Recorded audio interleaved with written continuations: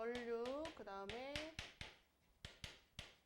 전압, 저항에 대해서 할 거예요. 그래서 전류는 전하의 흐름이라고 나오고,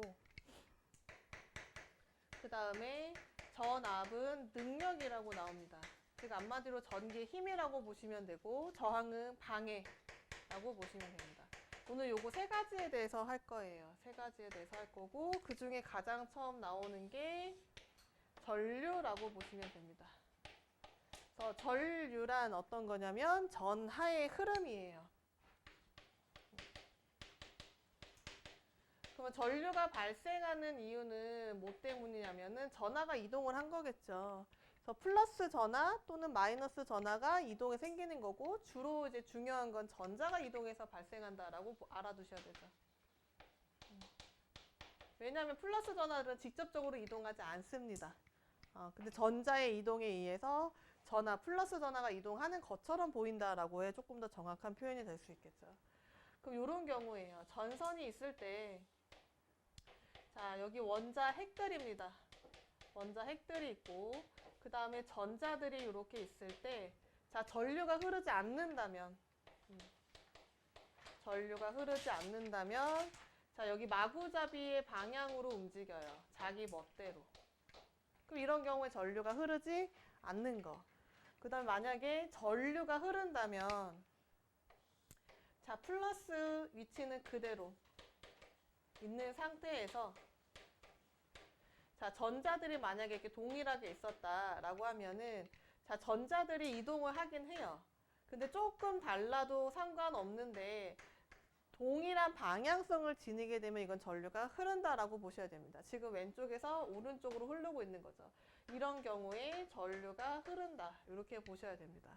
그래서 이게 방향 조금 다르냐? 그게 아니라 향하는 방향이 같으면 전류 흐른다. 이렇게 보시면 돼요. 그래서 이거를 조금 크게 좀 그려보면, 자, 플러스는 그대로 있는 상태에서 전자들이 지금 어느 쪽으로 각각의 방향으로, 그쵸? 조금은 다르더라도 이렇게 움직이고 있는 거죠. 자, 그런 경우, 자, 전자가 시작한 이쪽 보면 전자를 잃게 되는 거죠. 그쵸? 잃게 되는 거고, 그로 인해 이쪽이 플러스고 이쪽이 마이너스가 형성이 계속적으로 이루어지겠죠. 근데 전자가 출발하는 쪽을 무슨 극이라고 보셔야 되냐면 마이너스 극이고, 전자가 도달하는 곳이 플러스 극이라고 보시면 됩니다. 한마디로 마이너스에서 플러스 극 쪽으로 이동하는 거는 전자예요. 그러면 전류는 플러스에서 마이너스로 흐른다 이렇게 나오거든요. 이렇게 반대로 흐르는 거는 전류입니다. 왜냐면은 요거 같은 현상에 대해서 포인트를 다르게 받은 거라고 보시면 돼요. 첫 번째는 전자 이동에 관해서 이제 마이너스에서 출발해서 플러스 극으로 도달한다라고 본 거고, 전류는 전하의 흐름이니까 플러스에서 마이너스 쪽으로 간다. 그걸 설명을 다르게 한 것뿐이에요. 같은 현상입니다. 그래서 꼭 알고 있으셔야 되는 거는 뭐냐면은, 전류는 어디에서 플러스 극에서 마이너스 극 쪽으로 이동을 하고, 전압은 어디에서 마이너스, 전압이 아니라 전자죠. 전자는 마이너스 극에서 플러스 극으로 이동한다. 즉 서로 방향이 어떻다? 반대다. 요거는 꼭 알고 계셔야 됩니다. 책에 아마 있을 거거든요. 거기에 전자의 이동 방향, 그 다음에 전류의 이동 방향 있죠. 거기 별표 해주셔야 됩니다.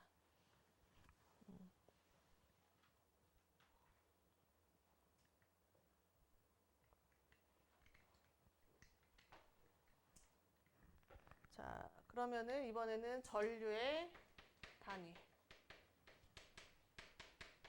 자, 전류의 단위, 전류의 기호를 우리가 저거 I라고 쓰거든요. 근데 단위는 요거랑 조금 달라요. 암페어라고 씁니다.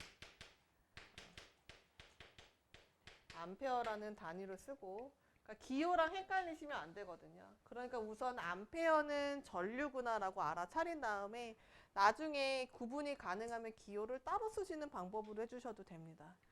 자, 그리고 환산하는 거 나올 수 있겠죠. 그래서 1암페어는 얼마냐면은 1000mA다. 자, 이렇게 보시면 됩니다.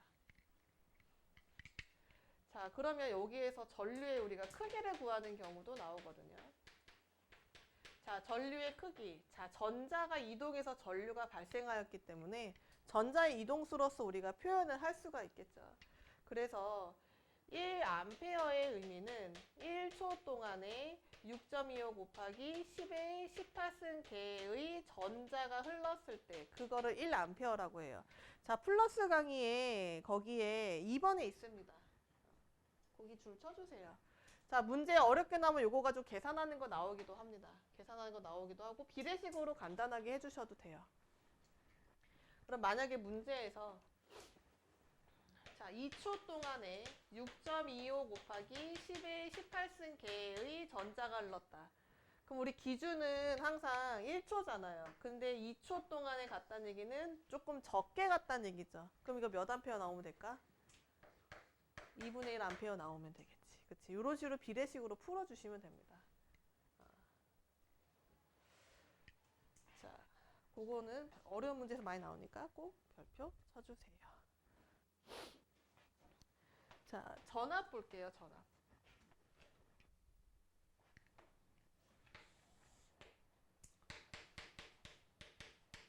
자, 전압은 책에 뭐라고 나오냐면은, 자, 흐르게 할 수 있는 능력이라고 나오죠. 쉽게 전기의 힘 또는 전류의 능력이라고 보시면 됩니다.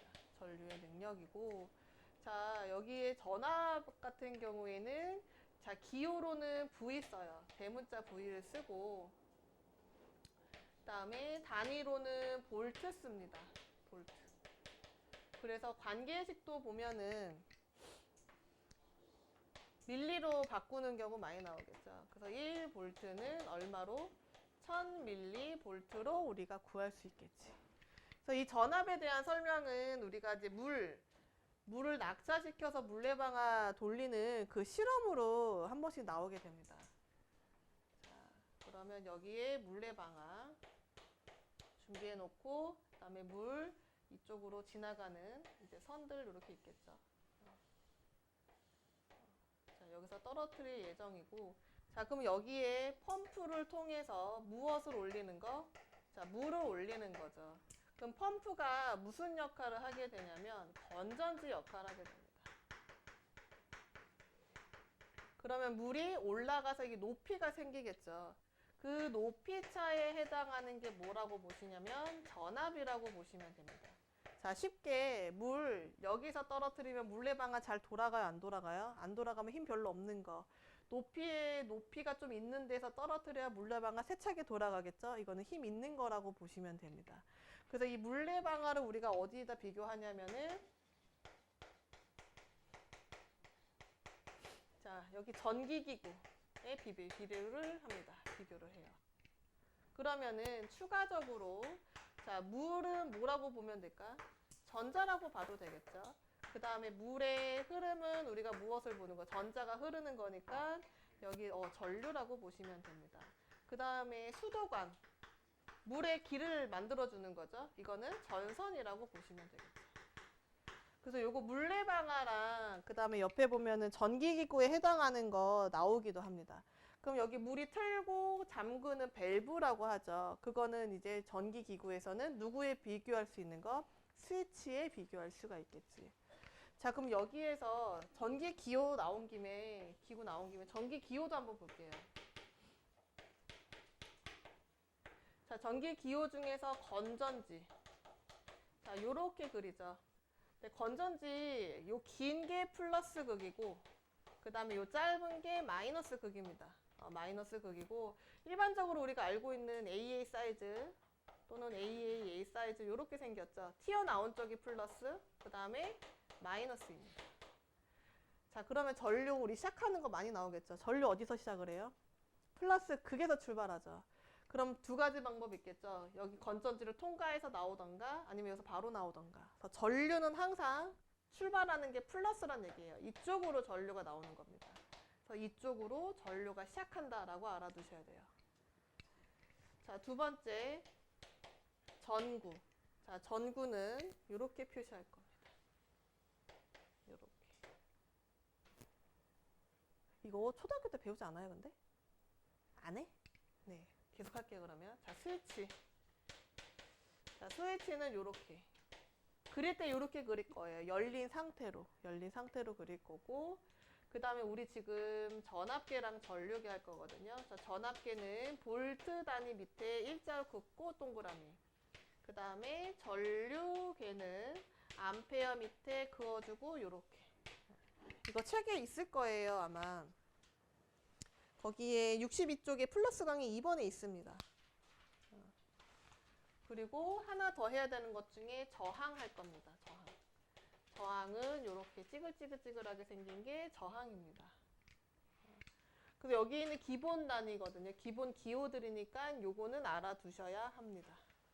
알아두셔야지만 우리가 여러 가지를 할 수가 있겠죠. 자, 전류계와 전압계 볼게요. 이쪽 지워도 되겠죠?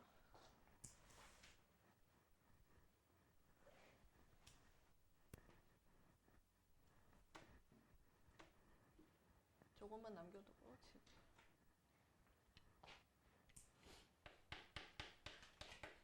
자, 전류계. 자, 전류계는 전류를 측정하는 도구죠. 그 다음에 두 번째 전압계도 있습니다. 자, 전압계는 전압을 측정하는 도구예요. 자, 둘이 특징 중에서 비슷한 특성, 같은 특성을 갖는 것도 있고 서로 다른 특성을 갖는 경우도 있습니다. 자, 우선 자, 전류계랑 전압계의 공통점부터 보면은 공통점은 첫째, 자, 그림 잠깐 그릴게요. 여기에 이렇게 오늘 왜 그림이 잘 그려진지 이렇게 생겼거든요. 여기 안쪽에 계기판 있고 이렇게 반을 돌아가게끔 생겨 있고 여기에 플러스 단자, 빨간색으로 된 플러스 단자 있고 여기에 검정색으로 된 마이너스 단자들이 이렇게 3개 정도 달려 있습니다. 자, 공통점 중에 첫 번째 뭐냐면 자, 플러스 단자는 플러스 극에 가깝게 연결해 주셔야 돼요. 그 다음에 마이너스 단자는 어디에 가깝게? 마이너스 극에 가깝게 연결해 주셔야 됩니다. 만약에 이거 반대로 연결하면은 여기에 계기판에 0이라고 있겠죠. 수치니까. 근데 0에서 마이너스 값으로 가는 경우 있으니까 그거는 바로 바꿔주시면 됩니다. 그 다음에 두 번째는 뭐냐면은 내가 모르는 도구에 대해서 측정을 하는 거죠. 값이 어떨 수도 있어. 클 수도 있어요. 그러면은 여기 마이너스 단자 이거 3가지로 둔 이유는 단자마다 측정 범위가 달라요. 그럼 만약에 이게 전류계라고 했다면 앞에 게 50mA, 중간 게 500mA, 그 다음에 세 번째 게 5A 이렇게 나와 있을 거예요. 자, 그러면 얘는 50mA까지 측정할 수 있는 것. 그 다음에 두 번째는 500mA까지 측정할 수 있는 것. 세 번째는 5A까지 측정할 수 있는 거야. 그러면 측정할 수 있는 범위가 가장 큰 거는 가장 큰 단자겠죠. 그래서 연결할 때는 큰 단자부터 연결해 주셔야 됩니다.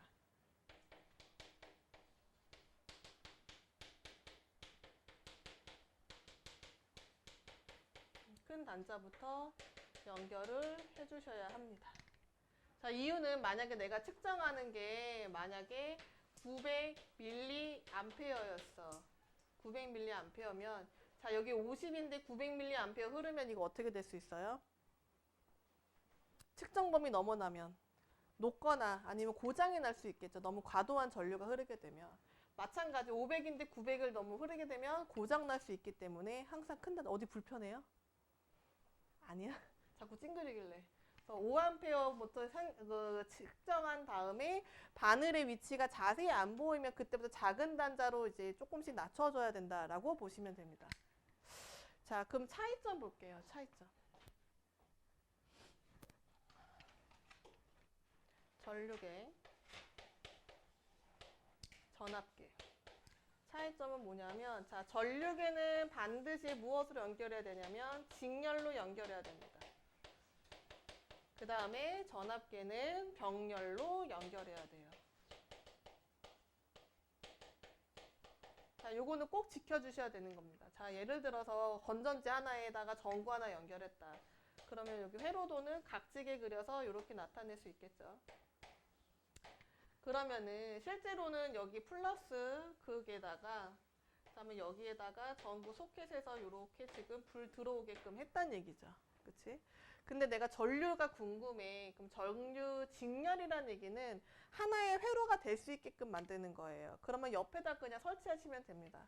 그럼 여기에다가 설치하시던 여기에다 설치하시던 전부 다 같은 결과 나옵니다. 이게 직렬이고, 만약에 병렬을 하겠다 그러면은 전압계 연결한다는 얘기죠. 그러면 여기다 이렇게 전압계 연결해 주시면 됩니다.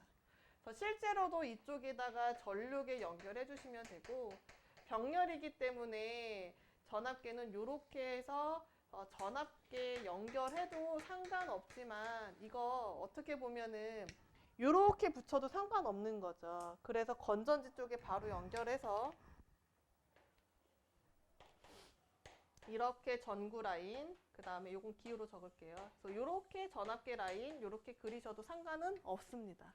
그래서 회로도에서도 병렬에 보면은 뭐 이렇게 나오는 경우 있죠.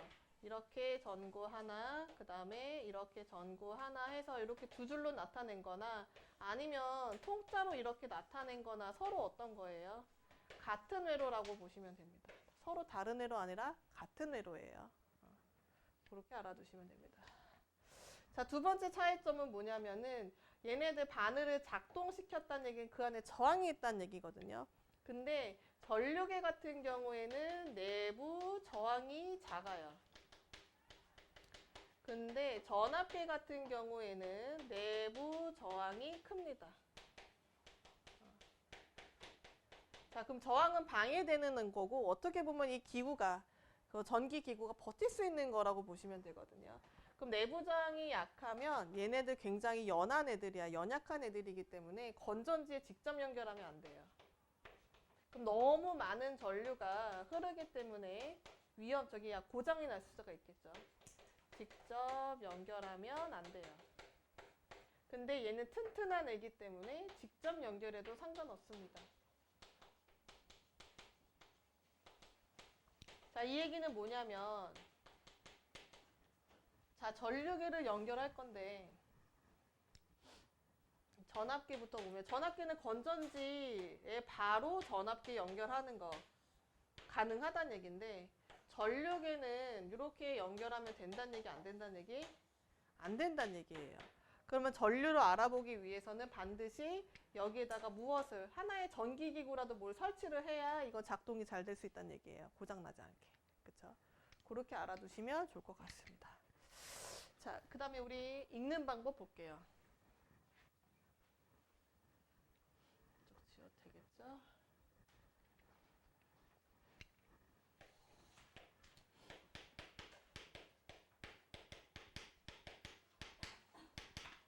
자, 읽는 방법은 여기 플러스 단자가 문제가 아니라 마이너스 단자들이죠.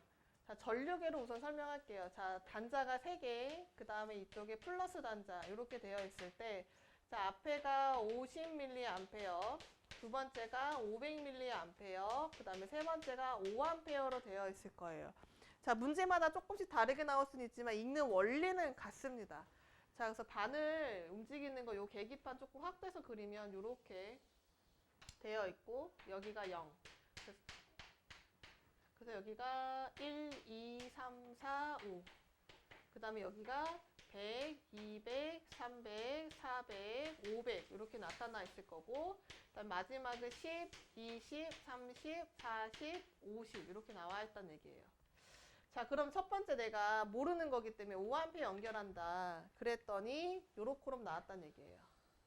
자, 그러면은 5A 연결했다. 그러면 5A에 해당하는 라인, 요 위쪽 라인만 읽어주시면 돼요.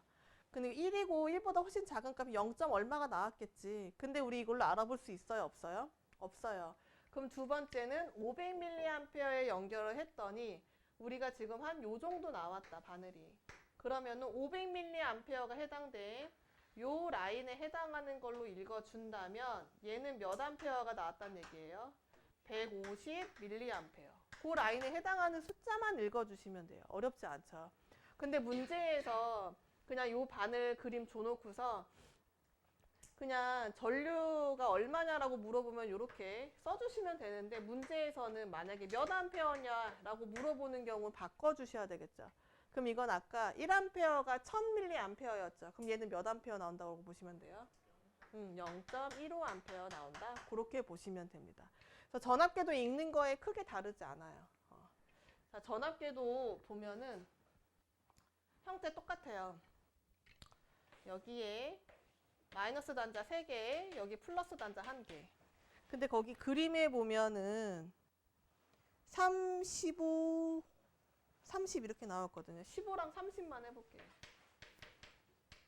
나머지 것들은 딱 떨어지지가 않아서 똑같습니다.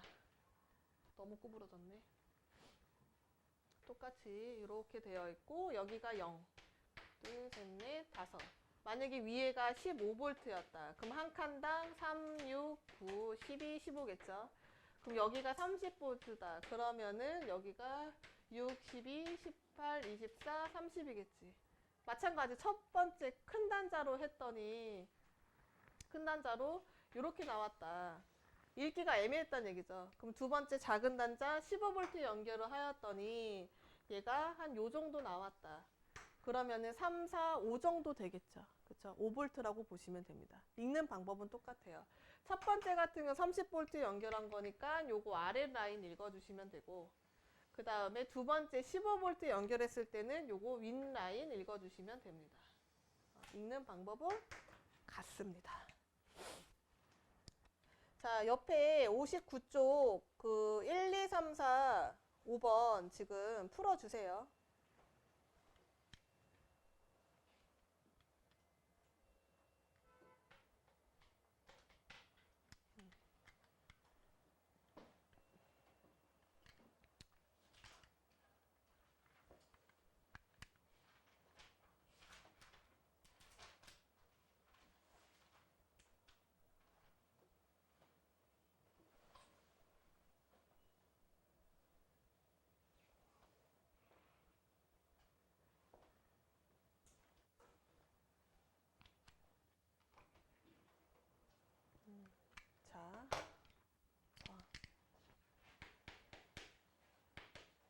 자, 저항은 전하의 무엇을?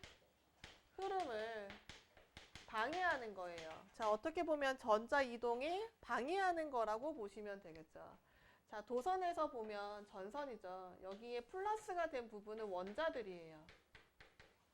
자, 원자들이고 아까 전류가 흐를 때 보면 전자들 이동하죠.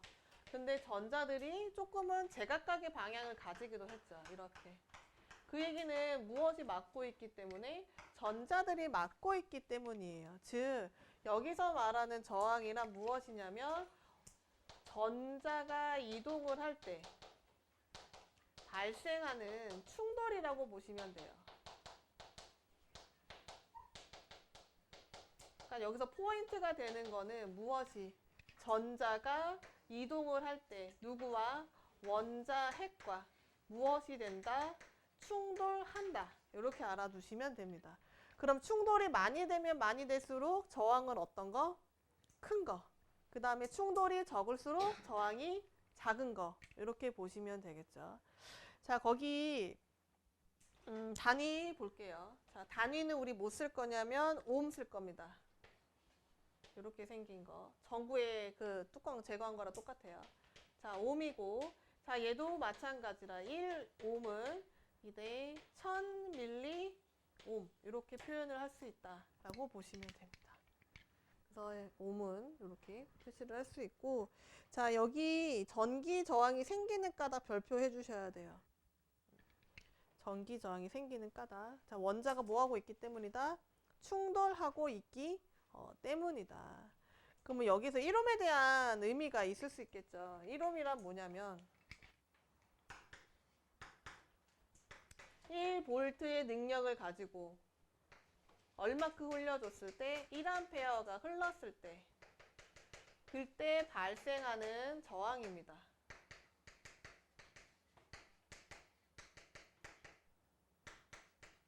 자, 그럼 여기에서 알 수 있듯이 우리 밀리란 단어 굳이 안 쓰죠. 그럼 여기에 있는 옴, 그다음에 볼트, 암페어가 기본 단위라고 보시면 됩니다. 기본 단위. 우리 쉬는 시간 후에 요거 가지고 이제 식 나타낼 거거든요. 그래서 요거는 기본 단위라는 거 알아두셔야 됩니다. 자, 그러면 저항의 크기에 영향을 주는 조건 볼게요. 자, 첫 번째가 뭐냐면은 물질의 종류예요. 자, 물질마다 원자들의 배치가 좀 어떨 수 있을까? 다를 수 있어요. 그래서 만약에 이렇게 작은 원자들이 이렇게 느슨하게 되어 있다. 그러면 전자들이 통과해 있을 때 그렇게 문제가 없을 수 있죠. 저항이 작을 수 있지만 만약에 같은 길이랑 같은 여기 두께였는데 원자들 완전 커. 그러면 이거 전자들 이동하기 어때요? 불편할 수 있죠. 이런 경우에는 지금 저기 전기가 잘 흐르지 않는 저항이 큰 물질이라고 보시면 돼요. 그래서 물질의 종류에 따라서 이 저항이 다른 거 뭐라고 하냐면 비저항이라고 합니다. 그래서 여기에서 물질의 종류인 두 가지로 나올 수 있죠. 도체와 절연체죠. 도체 같은 경우에는 전자의 이동이 수월한 물질이라고 보시면 되고, 절연체는 전자 이동이 일어났을 때 충돌이 많은 저항이 큰 물질이라고 보시면 됩니다. 그다음에 두 번째는 뭐가 있냐면은 자, 길이와 단면적이에요.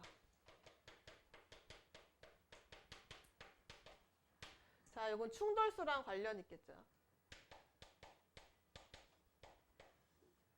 자, 길이가 길어. 예를 들어서 요렇게 요만큼 지나가는 거랑 똑같은 단면적인데 요만큼 지나가는 거랑 전자 충돌 이쪽이 많을 수밖에 없겠지.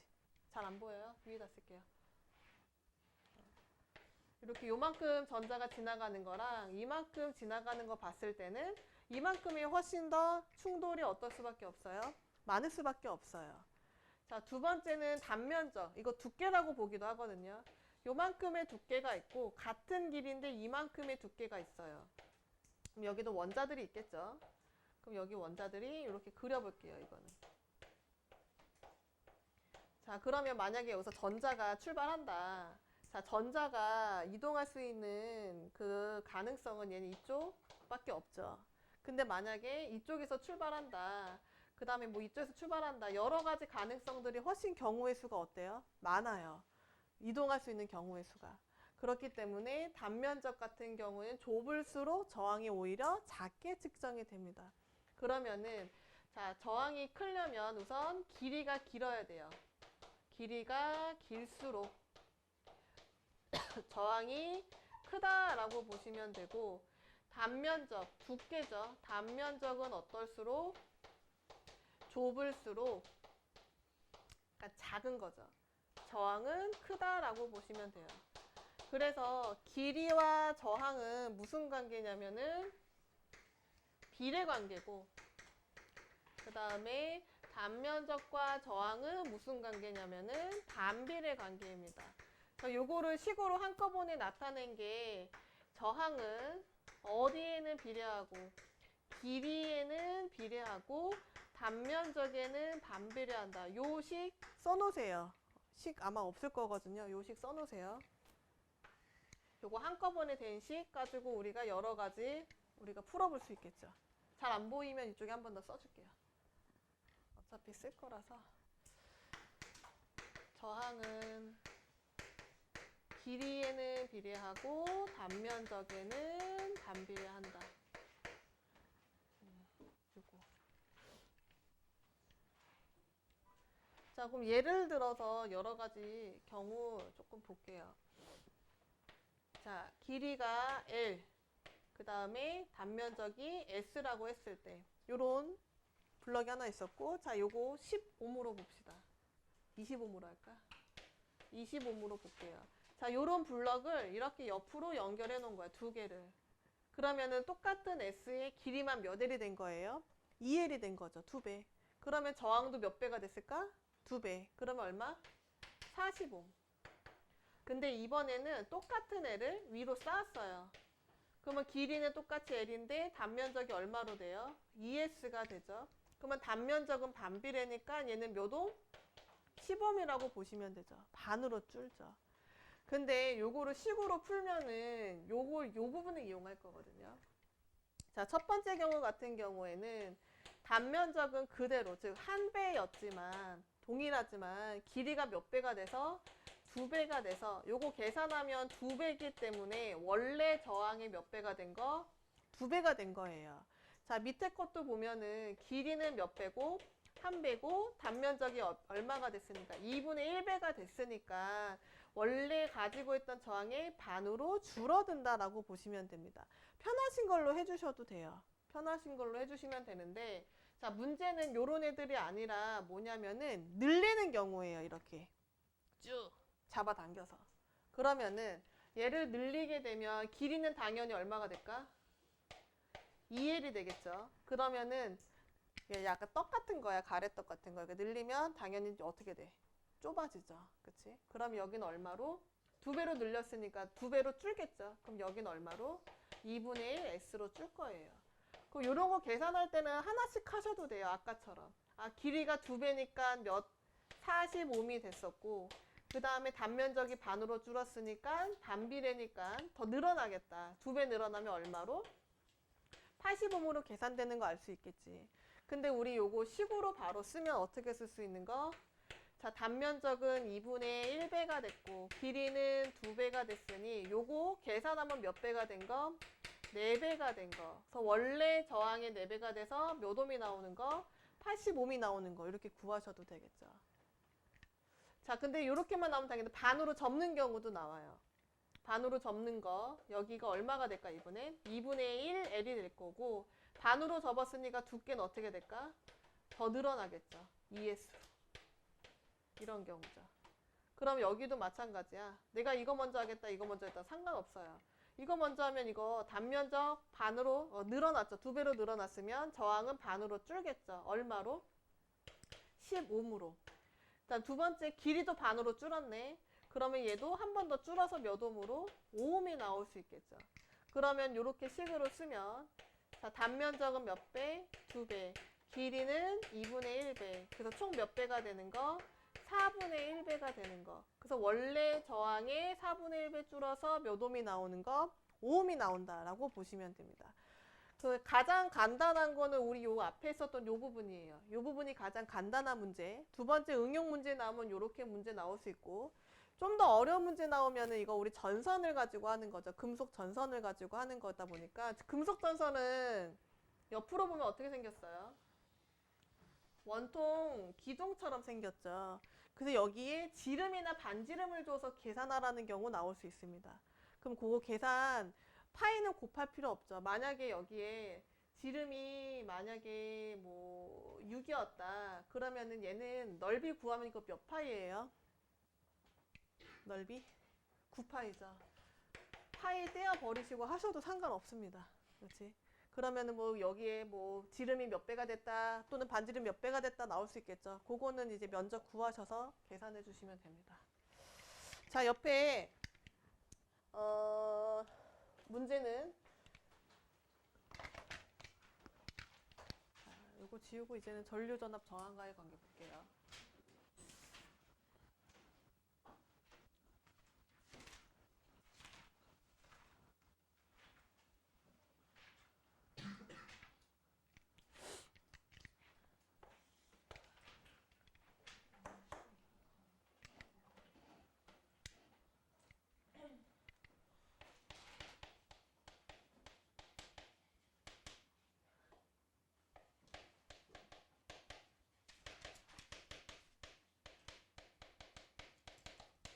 자, 우선 저항의 그 전류에 대해서 우선 볼게요.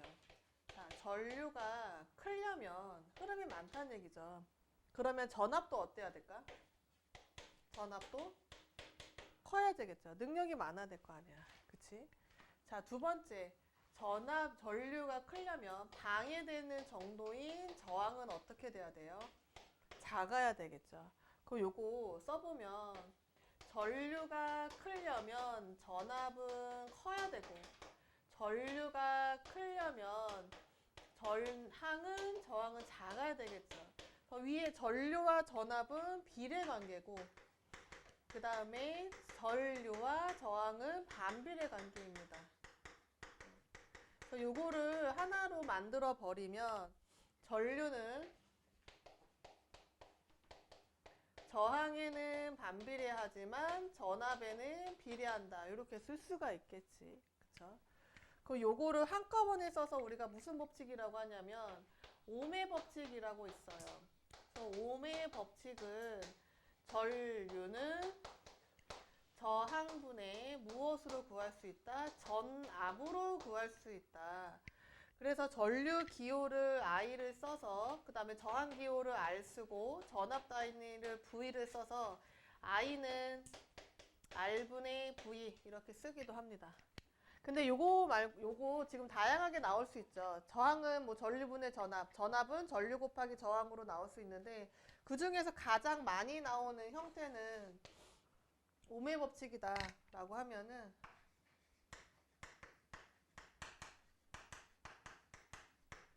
전압은 누구 곱하기 누구랑 같다? 전류 곱하기 저항과 같다. 요 형태가 가장 많이 나와요. 그래서 기본 단위로는 전압 단위는 볼트 써주셔야 되고 전류는 암페어 써주셔야 되고 저항은 옴 쓰셔야 됩니다. 자, 요거 기본 단위 맞춰주지 않는다라고 하면 틀려요. 자, 그러면 만약에 내가 밀리로 구하고 싶다 그럼 전부 다 밀리 단위로 바꿔주셔야 되고 내가 그냥 기본 단위로 쓰겠다 그럼 기본 단위 요대로 써주시면 됩니다. 그래서 요 오음의 법칙 별표 해주셔야 돼요. 그래서 내가 원하는 형태로 외워주세요. 이거 못 외우면 우리 아무것도 못해요. 그래서 이거는 꼭 외워주시기 바랍니다. 삐삐삐거리네. 자, 밑에 보면은 그래프 형태 나와 있죠. 자, 그래프에 보면은 밑에 X축에는 누가 있고 전압이 있고 Y축에는 누가 있을까? 전류가 있어요. 그래서 여기에 쭉 비례하는 관계 나타내고 있죠. 그래서 여기 보면은 가 같은 경우에는 2V일 때 2A.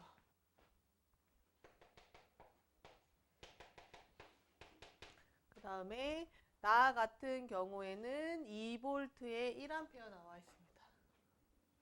2V에 1A. 이게 가, 이게 나. 그쵸? 그냥 간단히 숫자 대입해서 풀어주면 되죠. 가 같은 경우에 저항은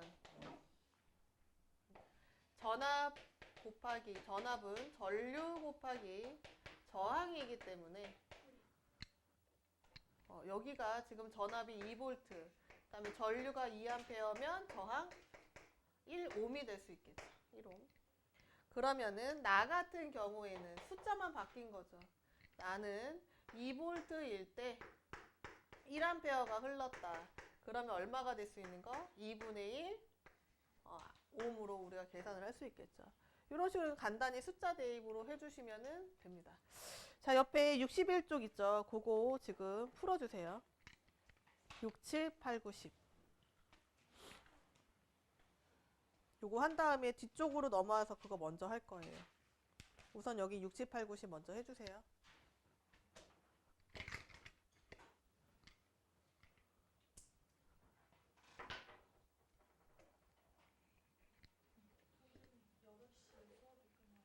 네네네네. 원래는 그 정도. 너무 늦어? 아니야?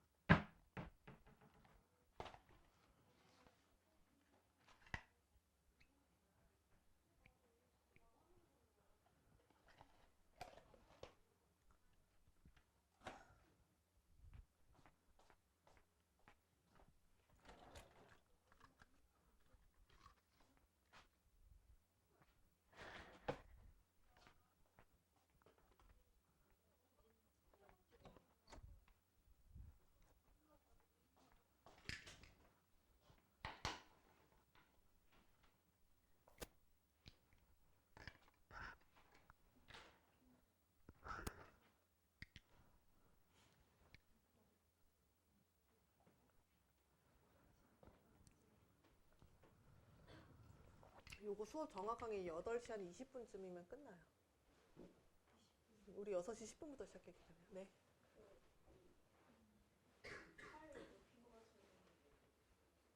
비례한다는 표시예요. 비례한다. 책에 안 나와 있나 그 표시? 아, 여기 있네. 이번에 전류의 세기는 전압에 비례한다. 구멍 뚫린 팔 옆으로 누워 있는 거, 그거 비례한다는 뜻이에요. 이렇게 생겼죠, 이렇게. 이렇게 생겼죠. 요거 비례한다는 뜻이에요.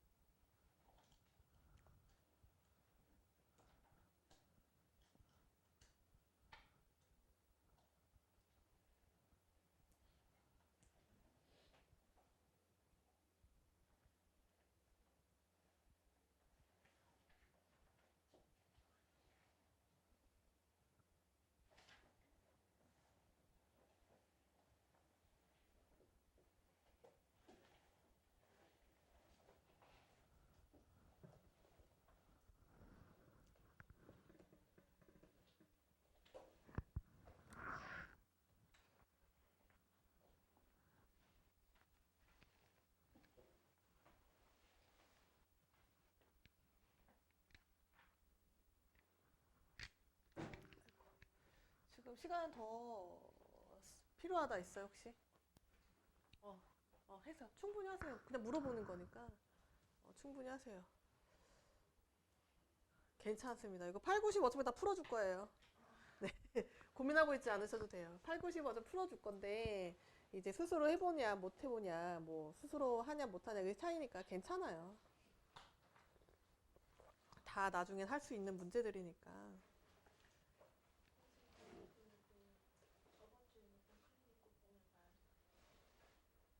데일리 테스트만. 다른 날 하고 싶어? 또 오는 게 더 귀찮지 않겠어? 안 괜찮아요. 언제 올 건데?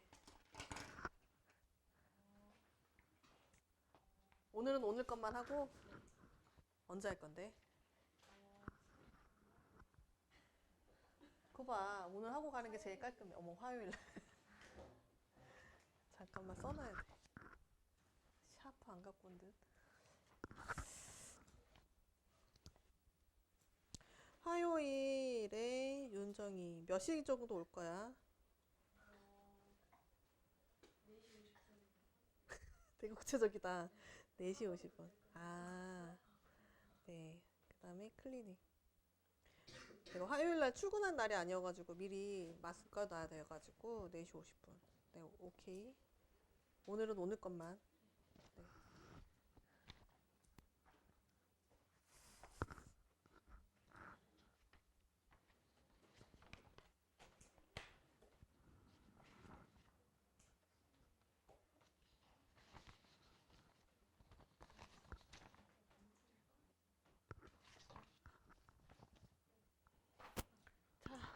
풀어볼게요. 자, 6번에 55x. 그 다음에 7번에 비례 반비례 비례. 자, 8번에 10mA. 9번에 10V. 그 다음에 10번에 5ohm입니다. 5ohm. 자, 8, 90 말고 질문이요. 나머지 8, 90은 해줄 거예요. 비례. 네, 왜 비례인지. 자, 전류가 일정할 때 전압과 저항을. 요거 시계 관련된 거죠. 자, 전압이 일정할 땐가? 전류가 일정할 때. 전류가 일정하다. 그러면 얘 등식이죠. 저항이 만약에 1ohm이면 전압 뭐 여기 1A로 할게요. 1A로 일정하다라고 했을 때 전압 1V 나오죠. 그럼 여기가 3ohm이 되면은 3V 나오죠. 늘어났더니 동일하게 3배씩 늘어나게 되죠. 그래서 비례관계입니다. 그래서 쉽게 그 과학에서 비례관 반비례 찾는 것 중에 만약에 뭐 공식이 x는 y, z였다. 그러면은 등호를 중심으로 양쪽의 관계이죠. 요렇게 비례관계고 x와 z도 비례관계야. 근데 요렇게 모여있는 애들 있죠. 요런 애들은 반비례입니다. 그러니까 등호에 모여있는 몰빵된 애들은 반비례, 양쪽의 평행하게 있는 애들은 비례. 이렇게 알아두시면 조금 수월하죠. 자, 8번 풀어볼게요. 8번에. 자, 8번에 지금 그림은 지금 1.5V고 그 다음에 전류는 모르는데 지금 저항은 나와 있죠. 얼마로 나와 있냐면 150ohm으로 나와 있습니다. 그래서 요 시계에 완전 고스란히 대입한 거라고 보시면 돼요. 그러면 전류 얼마 나오면 돼요? 전류 얼마 나오면 되지? 100분의 1A 나오면 되죠. 근데 문제에서는 밀리암페어라고 물어봤죠. 그러면 1A는 1000mA이기 때문에 지금 얼마예요? 100분의 1A는 얘도 100분의 1 곱해줘야 되죠. 그럼 얼마? 10mA입니다. 답은 10mA. 자, 9번에 보면은 지금 전압을 구하라고 해놓고 전압이 몇 볼트인지 물어보고 있죠. 그러면 전부 암페어랑 옴으로 바꿔주시는 게 편하겠죠. 자, 전류 100mA입니다. 그러면 이거 암페어로 바꾸면 0.1A. 그 다음에 저항은 100ohm이죠. 그래서 계산하면 몇 볼트? 예, 10볼트.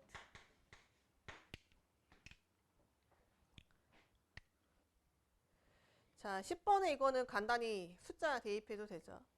자, 전류, 그 다음에 전압 나와 있죠. 그래서 전압은 가장 작은 거 10볼트로 할게요. 10볼트일 때, 그 다음에 전류는 몇 암페어? 2A였다. 그러므로 저항은 몇 옴일 것이다? 5옴일 것이다. 이게 답이죠.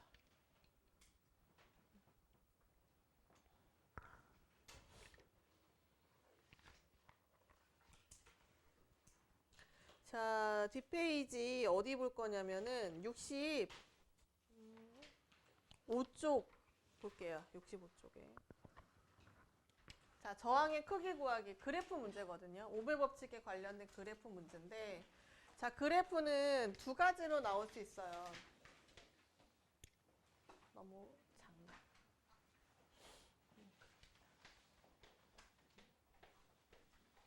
이쪽에 전압이 오는 경우, 전류 먼저 씁시다.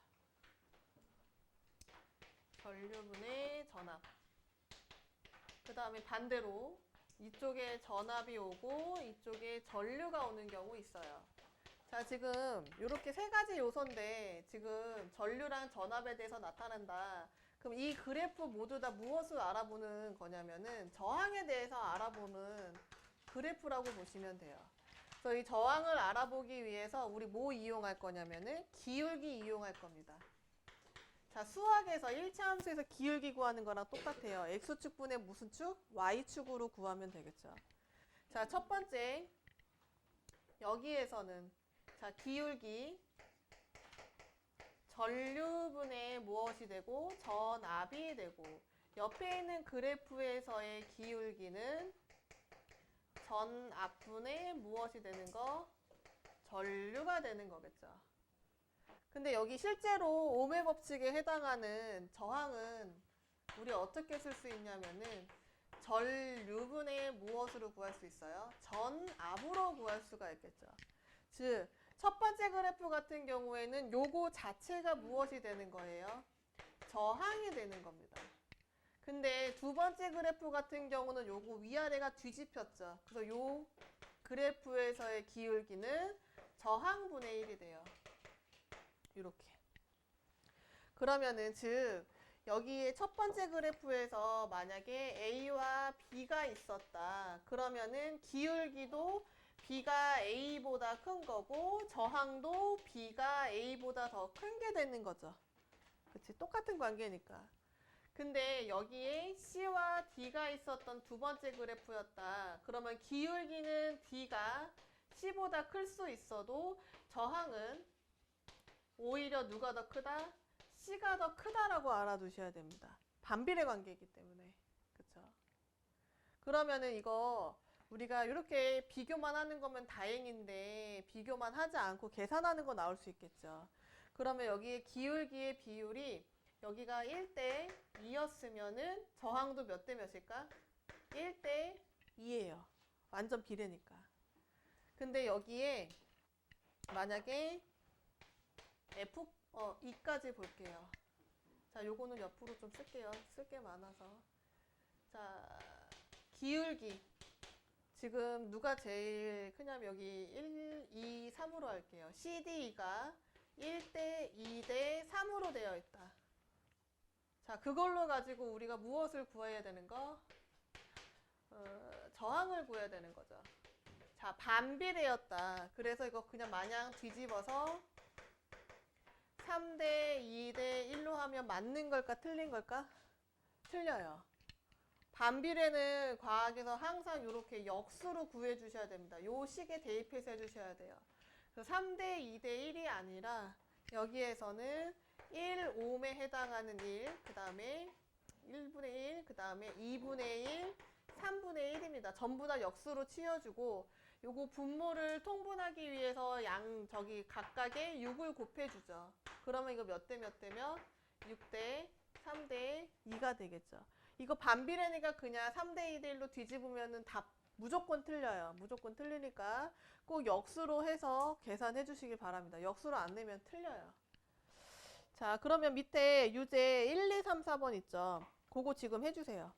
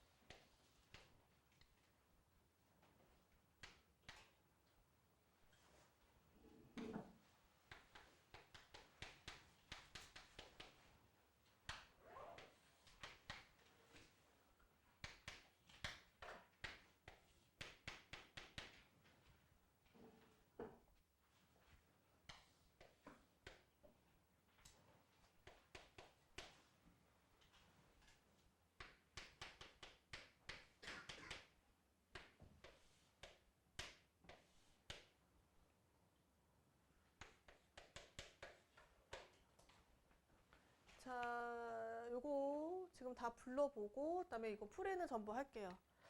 자, 1번에 1번, 그다음에 2번에 다, 3번에 2대1, 그다음에 4번에 5번입니다. 자, 이거 4개 전부 다 풀이할게요. 자, 첫 번째 가 볼게요. 가에서 니크롬선에, 가니크롬선의 저항 물어보죠.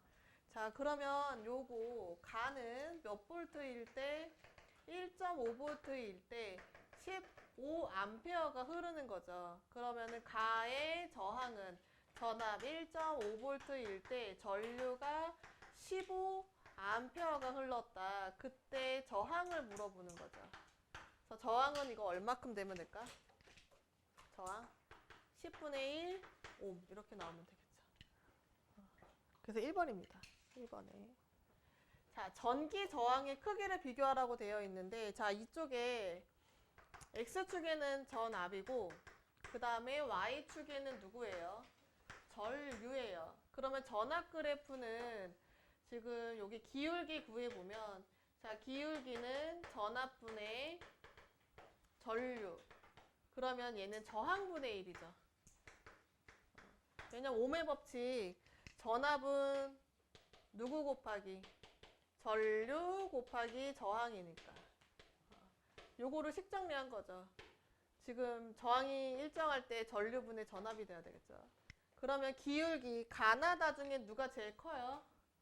가가 제일 크고, 나가 크고, 다가 큰데, 그로 인한 저항은 반비례 관계이기 때문에 뒤집히죠. 그래서 가가 제일 작고, 나가 크고, 그 다음에 가장 큰 거는 다다 라고 보시면 됩니다. 그래서 가장 큰 거는 다.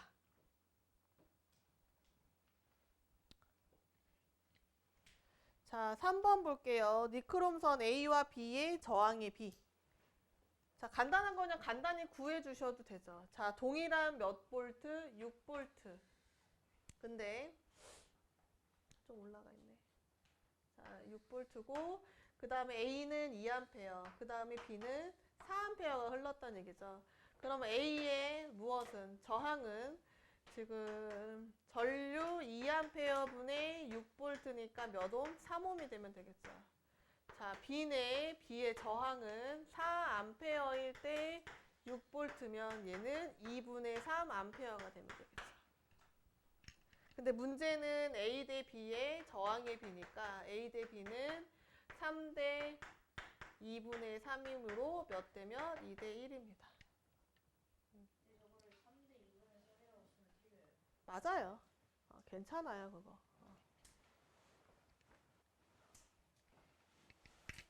근데 시험에서 볼 때는 가장 간단하게 나타내 주셔야 돼요. 그러면 그거 틀리게 하는 경우도 있으니까 뭐 간단하게 나타낼 수 있는 방법이 있으면 최대한 맞춰주시는 게 좋습니다.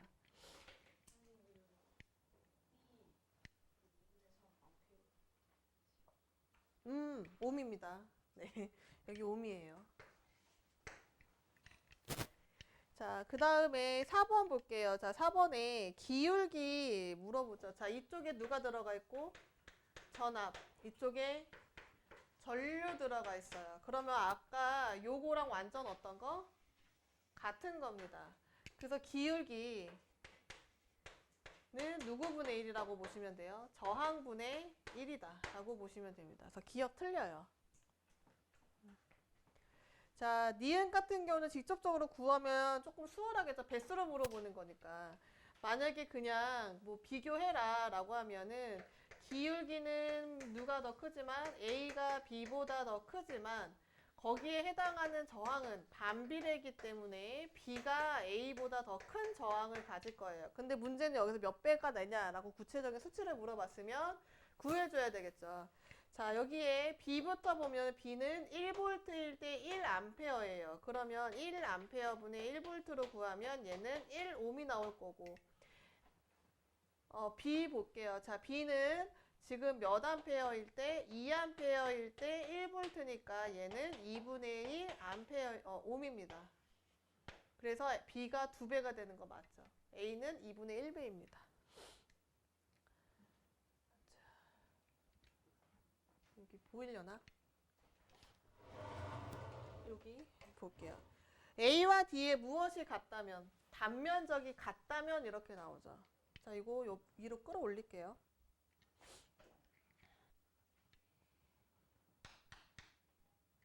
A의 저항 대 B의 저항은 1대2죠. 1대2다. 근데 문제에서는 단면적이 같고 그 다음에 무엇이 다르다? 길이가 다르다라고 나와요. 같고 길이는 다르다. 자, 그럼 이거 저항 앞에서 한 거 이용할 수 있냐라고 물어보는 거죠. 그래서 저항은 아까 누구에는 길이에는 비례하지만 단면적에는 반비례한다라고 되어 있는데 지금 문제에서는 단면적이 같다는 얘기예요. 그러면 길이와 저항은 비례하기 때문에 저항이 1대2였다는 얘기는 길이도 몇 대 몇이 돼야 된다는 얘기야? 1대2였다는 얘기예요. 이건 단면적이 같을 때라는 조건이 따르는 거죠. 근데 만약에 문제에서 반대로 나오는 경우 있을 수 있겠죠. 만약에 문제에서 길이는 같고 그 다음에 무엇은 다르다? 단면적은 다르다 라고 물어볼 수 있겠죠. 그러면 이거 경우에도 저항은 어디에? 단면적 분의 길이로 우리가 구할 수가 있는데 이번에는 길이가 같은 거예요. 그러면은 저항과 단면적은 무슨 관계이기 때문에 반비례 관계이기 때문에 거기에 해당하는 단면적으로 우리가 구한다라고 하면은 여기 저항이 1대2니까 역수로 취해줘서 1분의 1 대 2분의 1로 구해줘서 2대 1이라고 대답해 주셔야 됩니다. 알겠지? 저 과학에서 반비례 무조건 역수로 계산한다. 이거는 무조건입니다. 뭐 고등학교 가도 달라지는 거 없으니까 그건 알아두세요. 자, 다시 앞으로 넘어와서 몇 페이지냐면 62페이지 저항의 연결.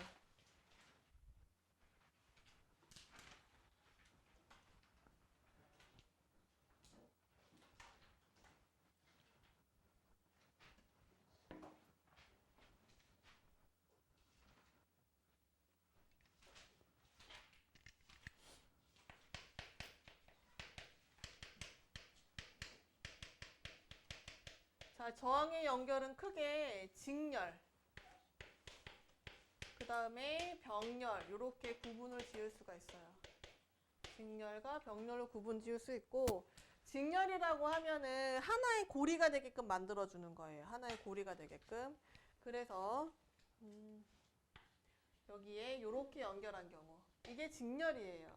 근데 병렬은 고리가 여러 개가 나오게 만드는 거죠. 그래서 이렇게 나누어져서 이렇게 연결하는 경우 요거를 병렬이라고 해요. 자, 우리 여기에 대해서 전압이나 전류, 저항을 볼 거거든요. 자, 우선 저항부터 볼게요. 자, 저항 여기 각각의 저항을 R1, R2, R3로 볼 거예요. 여기도 마찬가지. R1, R2, 그 다음에 R3로 봤을 때 저항, 직렬 같은 경우는 내가 연속적으로 연결한 거니까 길이가 늘어난 거겠지. 그러면 전체 길이만큼 저항이 생기겠죠. 그래서 저항은 R1, R2, 그 다음에 R3를 더한 값과 같고 병렬 같은 경우에는 두께가 늘어난 거기 때문에 반비례가 돼야 되겠죠. 그래서 요거는 유의해 주셔야 돼요.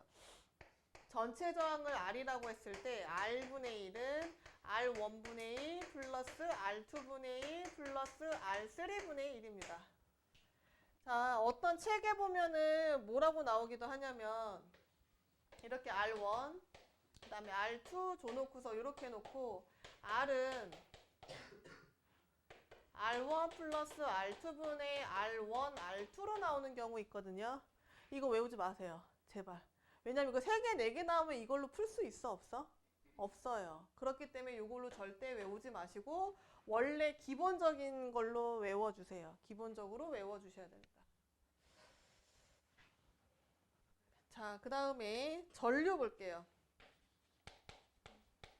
자, 전류는 흐름이죠. 자, 직렬 같은 경우에는 전기 회로에다가 이렇게 계속 연결된 거예요. 그러면은 여기서 흐르는 전류 여기서 바뀔까 안 바뀔까? 바뀌지 않아요. 흐름 자체 양은 변하지 않겠죠. 그래서 전류는 모두 같습니다.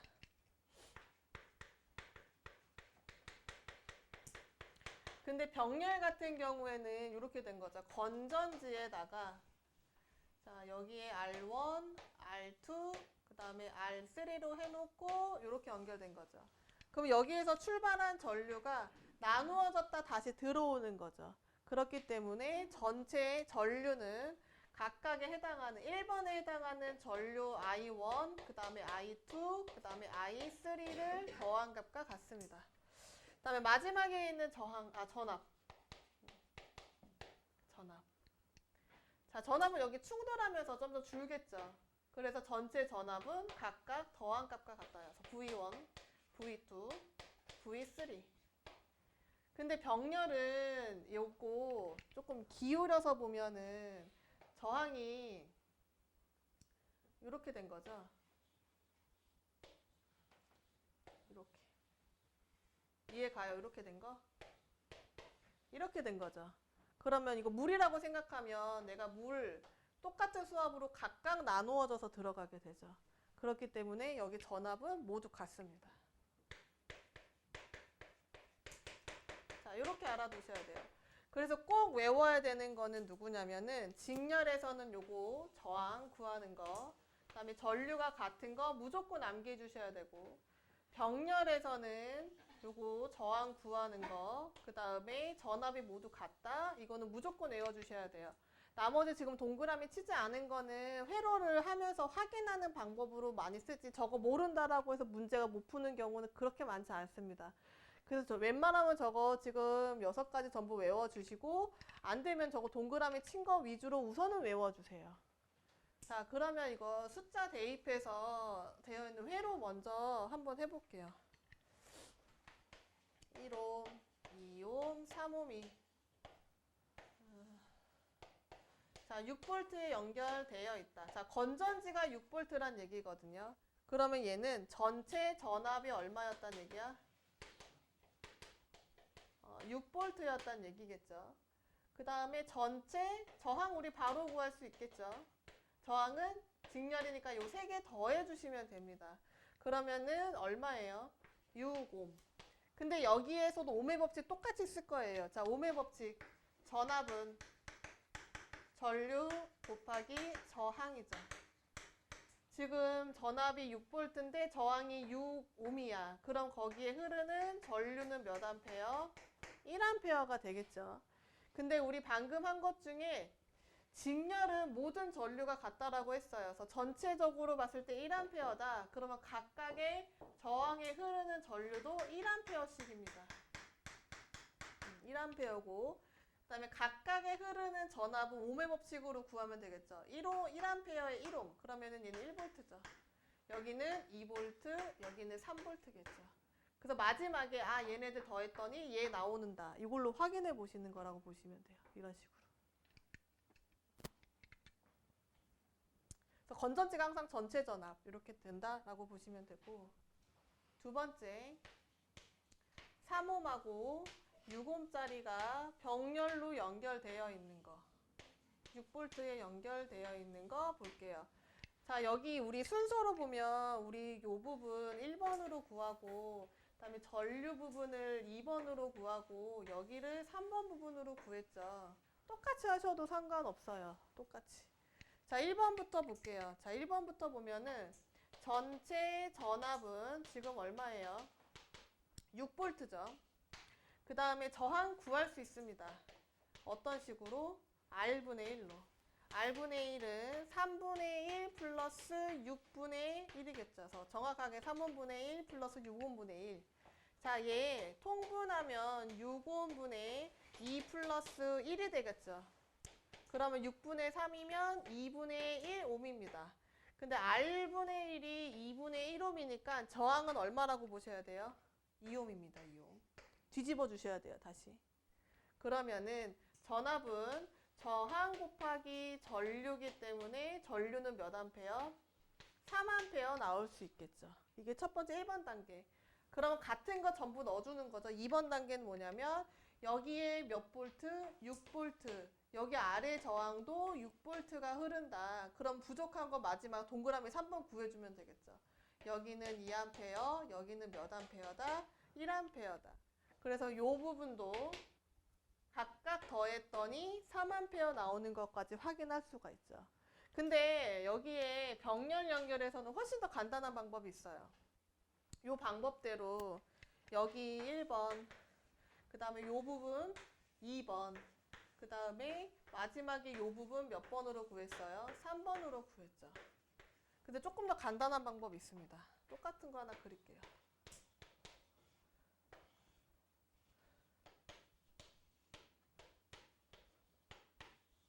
자, 이렇게 되어 있을 때 특징 중에 뭐가 있냐면 요거. 전압이 모두 같죠? 그러면은 여기에 6V, 여기도 바로 6V 넣으면은 여기가 지금 몇 암페어 나오는 거? 2암페어, 여긴 몇 암페어? 1암페어 나오겠죠. 거꾸로 가는 거예요. 그러면은 나 전체 전압은 얼마였고 6V였고 그 다음에 전류를 구했더니 전류 더해서 같은 거 기억하고 있으면 이거 3암페어 나오는 거 알 수 있겠죠. 그러면 저항은 아까 R분의 1 계산하지 않아도 얼마큼 나올 수 있어요? 2옴이라는 거 알 수 있겠죠.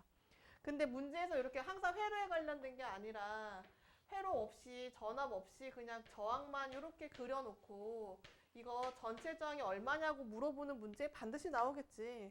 그럼 이건 R분의 1로 계산해 주셔야 돼요. 이거는 조금 더 수월하게 계산하는 걸 알려준 것 뿐이니까 그렇게 해주셔야 됩니다. 자, 옆에 11, 12, 13번 먼저 해주세요. 그거.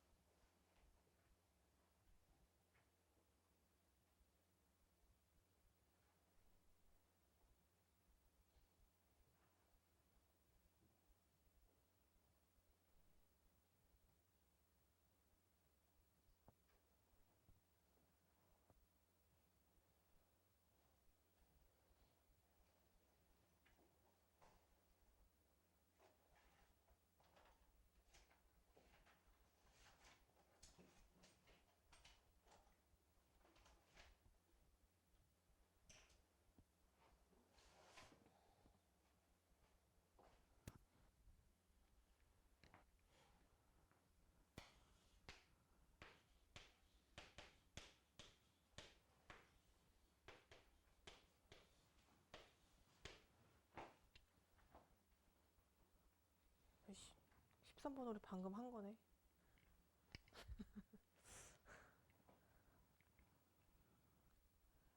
자, 근데 요거 13번 같은 요 회로 있죠. 병렬에서 이거 되게 잘 나와요.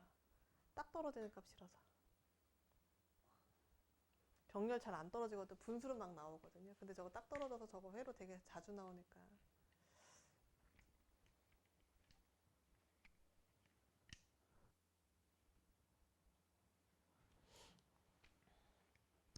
자, 14, 15번은 아직 안 했으니까 안 하셔도 되고 13번까지만 해주셔도 됩니다. 시간 더 필요한 사람 있어요? 13번까지? 네.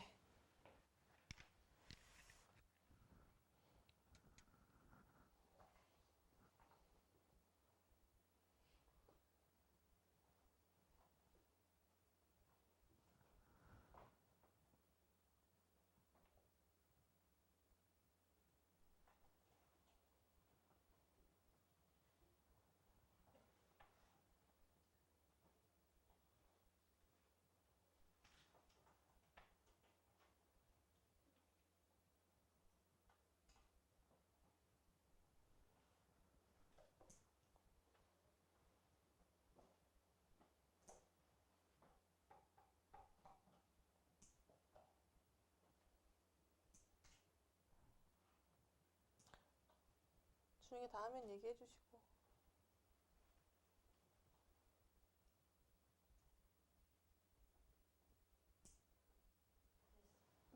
11번에 병직 직병. 그 다음에 12번에 2A, 그 다음에 2A 3옴에 6V입니다.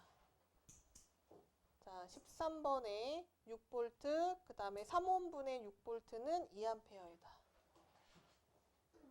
자, 여기 혹시 다시 풀어줘야 되는 문제 있어요? 12, 13번 중에? 없어? 12번. 자, 12번 볼게요. 3옴하고 지금 6옴이 직렬 연결된 회로죠. 자, 여기에서 요거 전체 뭐예요? 전압이에요. 전체 전압이고 전류는 아직 모르는데 거기에 저항은 요거 두 개가 연결되어 있죠. 직렬이기 때문에 바로 더해주면 되죠. 몇 옴? 9옴이죠. 그럼 여기 몇 암페어? 2A 들어갈 겁니다. 근데 직렬이기 때문에 모든 전류는 같은 값. 그러면 여기도 2A, 여기도 2A예요. 그래서 여기는 전압은 전류 곱하기 저항 5배 법칙이죠. 2A 곱하기 3옴 해주면 6V. 여기는 2A 곱하기 6옴 해주면 12V입니다. 그래서 문제에서 지금 1번에 저항에 걸리는 전압이죠. 몇 옴에? 3옴과 6옴에 걸리는, 미안해요, 12번이죠. 자, 그러면은 3옴, 6옴에 흐르는 전류의 세기니까 요거 물어보는 거죠. 이게 기역. 그쵸? 그러면 기역의 니은. 3옴에 걸린 니은은 요거죠. 요게 니은. 그 다음에 디귿은 몇 암페어이다? 요거죠. 2암페어. 그래서 2A 곱하기 3옴은 6V. 이렇게 되죠. 내가 이상한 거 넣은 것 같은데. 요게 디귿인 것 같은데. 그쵸? 요게 디귿입니다. 자, 요거 구하는 거 뒤에 거 바로 다시 해볼게요. 64쪽 그거 해주세요. 64쪽 1, 2, 3번. 우리 직렬병렬 이용하는 거는 오래 안 걸리거든요. 근데 요거는 먼저 해볼게요. 뒤에 1, 2, 3번.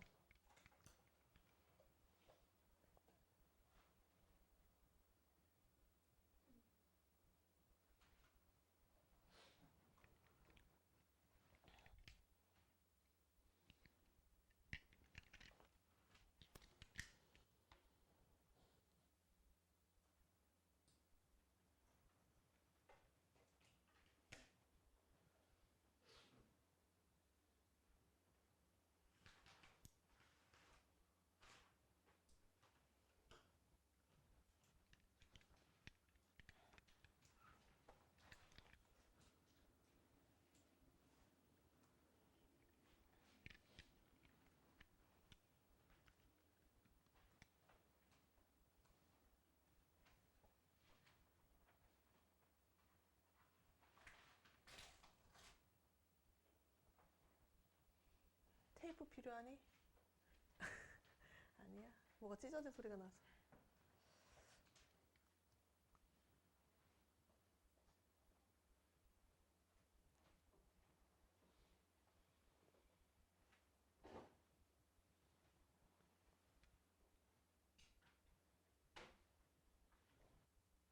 마찬가지 2번, 3번 전부 풀어줄 거니까 편안한 마음으로 풀어주세요. 편안한 마음으로.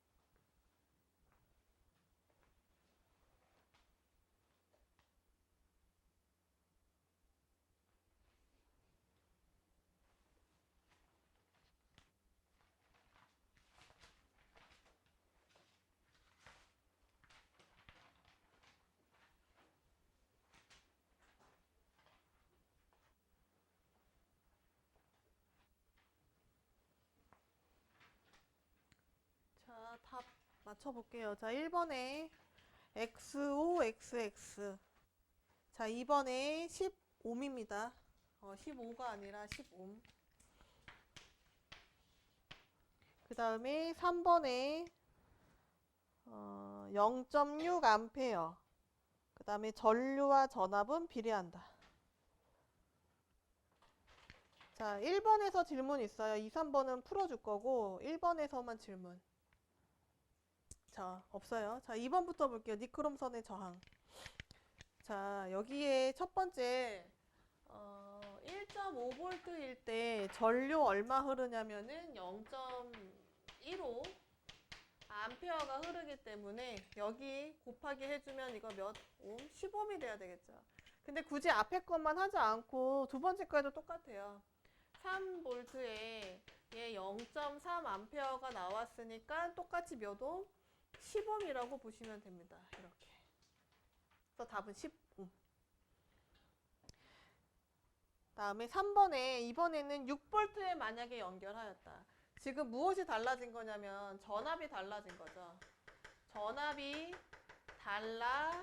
달라지더라도 저항은 변화 있을까 없을까? 저항 변화 없어요. 자, 왜냐면 이거 헷갈릴 수 있는 게 뭐 때문이냐면 우리 옴의 법칙 하면서 전압은 전류 곱하기 저항이었다. 그래서 전류가 커지면 전압도 커진다. 비례관계인 거 확인했죠. 근데 두 번째 비례관계는 저항이 커지면 전압이 또 커진다라는 걸로 알고 있는데 우리 실제로 아까 저항이 변하려면은 길이나 단면적인 변하거나 물질이 바뀌어야 돼요. 근데 이 회로에서 그거 바꿔주는 역할 하는 거 있을까 없을까? 없어요. 그 얘기는 요 의미는 뭘로 받아들여 주셔야 되냐면 저항값이 커질수록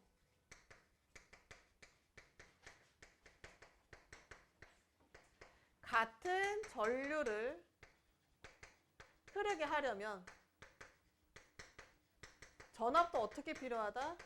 큰 전압이 필요하다. 이렇게 알아두셔야 돼요. 그래서 내가 회로에서 전압이나 전류를 바꾸더라도 저항은 절대 바뀐다, 바뀌지 않는다? 바뀌지 않는다라고 알아두셔야 돼요. 마찬가지거든요. 요거. 전압이 일정할 때 전류가 커지면 저항이 작아지는 게 아니라 전압이 같을 때 저항값이 작을수록 많은 전류, 그다음에 뭐 큰 전류가 흐른다 이렇게 알아두셔야 돼요. 순서는 항상 저항에 대한 걸로. 그래서 뭐 전압이나 전류가 바뀐다라고 해서 저항의 고유값은 바뀐다, 바뀌지 않는다, 바뀌지 않는다예요. 그러면 여기에서도 2번, 3번 연결된 거잖아. 그래서 2번, 3번 모두 다 15옴이에요. 15옴.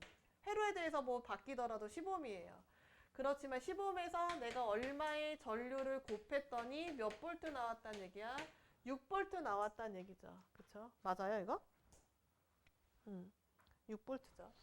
그러면 여기에서의 전류는 얼마분의 15분의 6볼트로 구할 수 있기 때문에 0.6 암페어입니다. 0.6 암페어. 그래서 이거는 전압과 전류는 어떤 관계이다? 비례 관계이다. 이렇게 되는 거예요. 자, 앞으로 넘어와서 62쪽 볼게요. 직렬 연결, 병렬 연결의 사용예.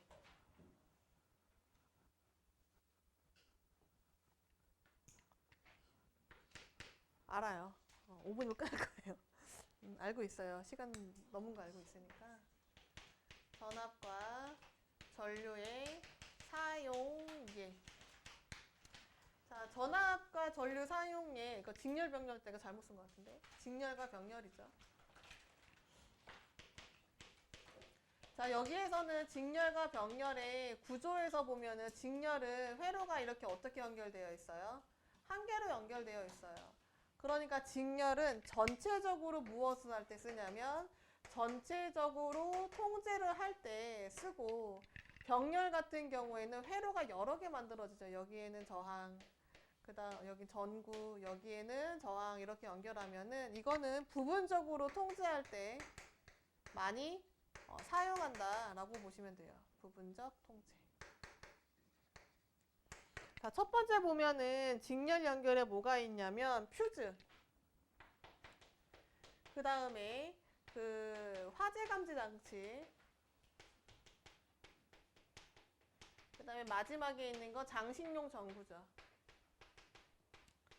자, 여기 퓨즈 같은 경우에는 가정에서 전류 많이 쓰면 화재 위험성이 있기 때문에 그런 경우 전체적으로 가정에서 집에서 쓰는 전기를 다 끊어버리는 거예요.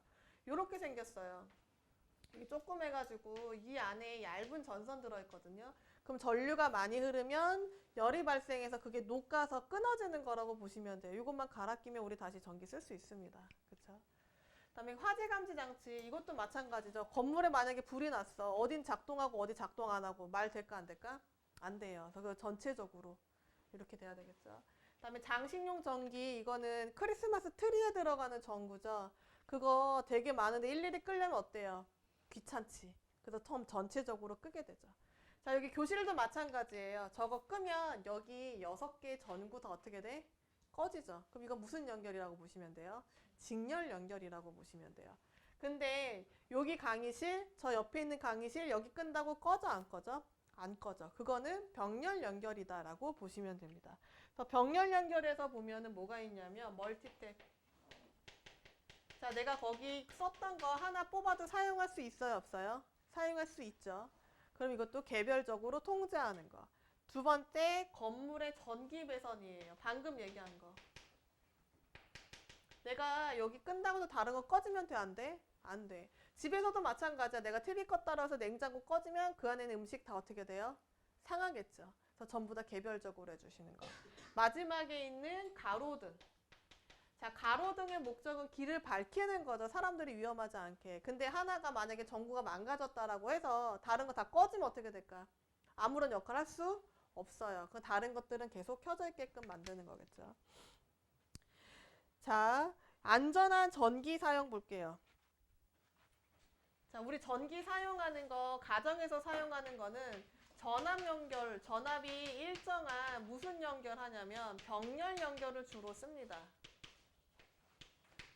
자, 그러면 뭐가 문제냐면 전압은 전류 곱하기 저항인데 병렬 연결에선 누가 일정한 값을 가져요? 전압이 일정한 값을 가져요.